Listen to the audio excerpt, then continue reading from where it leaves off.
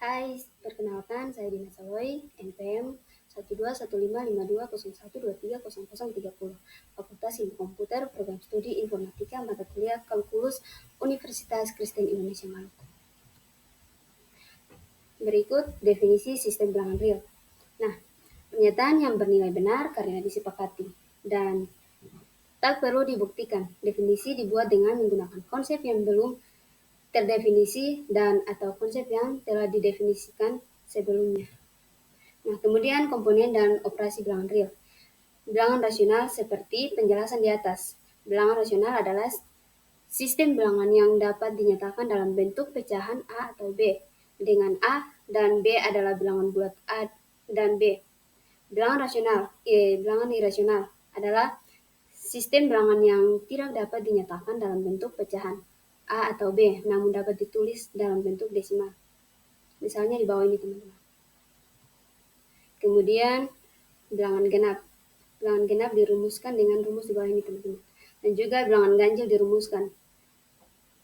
Teman-teman bisa lihat sendiri. Dan kemudian ada bilangan komposit.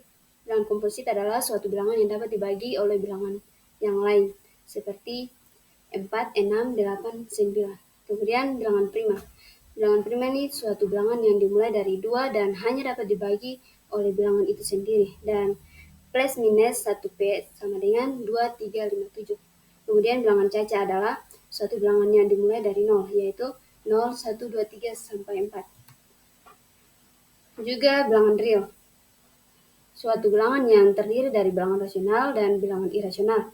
Bilangan real biasanya disajikan dengan sebuah garis bilangan.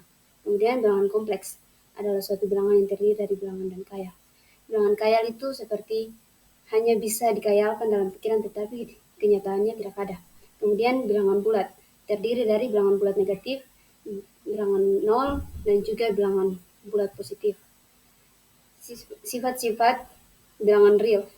Sifat urutan.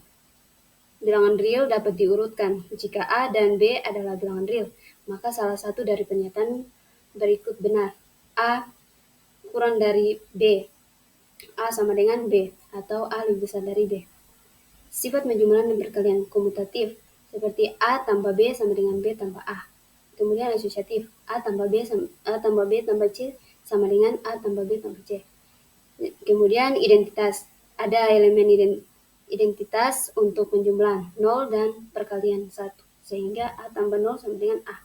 Kemudian inverse, setiap bilangan real A memiliki inverse penjumlahan minus A.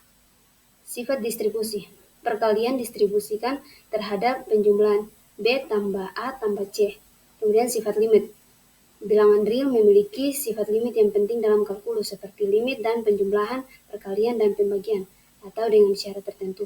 Kemudian sifat kontinuitas, fungsi dan yang didefinisikan pada bilangan real dapat memiliki sifat kontinuitas yang berarti bahwa perubahan kecil dalam input menghasilkan perubahan kecil dalam output. Kemudian aksioma lapangan.